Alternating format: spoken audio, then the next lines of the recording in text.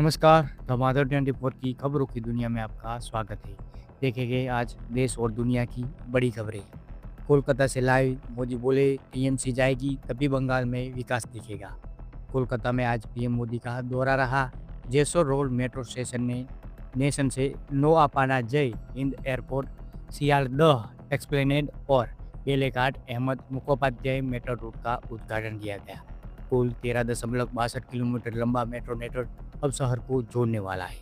सिर्फ मेट्रो ही नहीं, पीएम ने 1200 करोड़ रुपए से ज़्यादा लागत वाले 6 लेन कोना एक्सप्रेस की आधारशिला भी रखी। यह एक्सप्रेसवे 7.2 किलोमीटर लंबा होगा और शहर की सड़क क्षमता को बढ़ाएगा।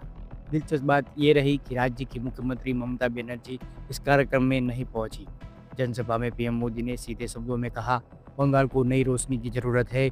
आज़ादी के बाद कांग्रेस और कम्युनिटी पार्टी का लंबा दौरा दिखने लगा, लेकिन अब क्राइम और करप्शन टीएमसी सरकार की पहचान बन गई है। बंगाल कह रहा है टीएमसी जाएगी तभी असली बदलाव आएगा। पीएम मोदी ने साफ कर दिया, विकास के लिए बदलाव जरूरी है और बदलाव के लिए टीएमसी को जाना होगा।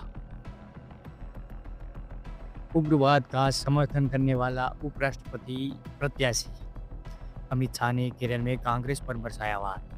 केरल में गुरुवार को मनोरमा न्यूज कॉन्क्लेव का मंच ऐसा गर्म हुआ जैसे कोई आग का गोला फटा हो।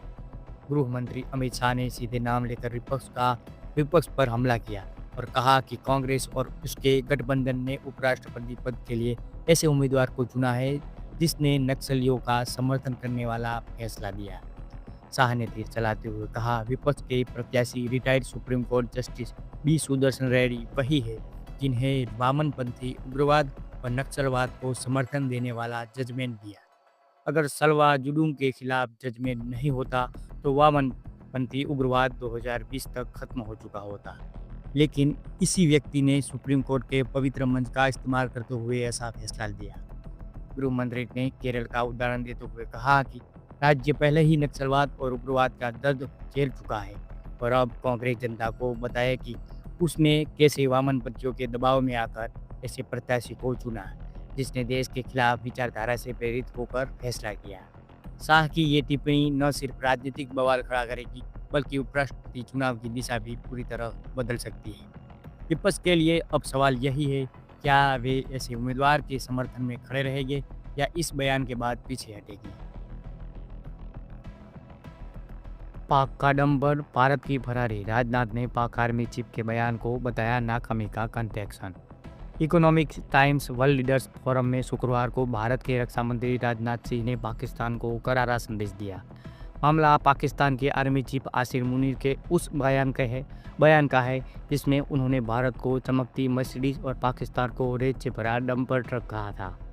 राजनाथ ने इसी मजाक नहीं बल्कि नाकामी का खुलेआम इजहार कर दिया। उन्होंने कहा, एक देश ने कड़ी मेहनत करके फरारी जैसी अर्थव्यवस्था बनाई और दूसरा अब भी डंपर जैसी स्थिति में। यह उनकी असफलता का सबूत है। मंत्री ने चेतावनी दी कि यदि भारत इसी ऐतिहासिक इशारों को नज़रअंदाज करता है तो यह चिंताजनक हो सकता है, लेकिन यदि सतर्कता और तैयारी के साथ कदम उठाए जाए तो भारत ऐसी चेतावनियों का करारा जवाब देने में सक्षम है। राजनाथ की बातों का तात्पर्य साफ है। भारत ने मेहनत और दूरदर्शियों से दुनिया के सामने फरारी जैसी इकोनॉमी खड़ी की है, पर पाकिस्तान अब भी अपने डंपर ट्रक जैसे हालात में फंसा हुआ है। टकराव की चेतावनी भी दी गई। मुनीर ने अमेरिका दौरे में कहा था, अगर ट्रक कार से टकराए तो नुकसान किसका हुआ। राजनाथ ने इसका जवाब दिया, तैयारी और मेहनत से बनी हमारी फरारी किसी डंपर से नहीं टकराएगी।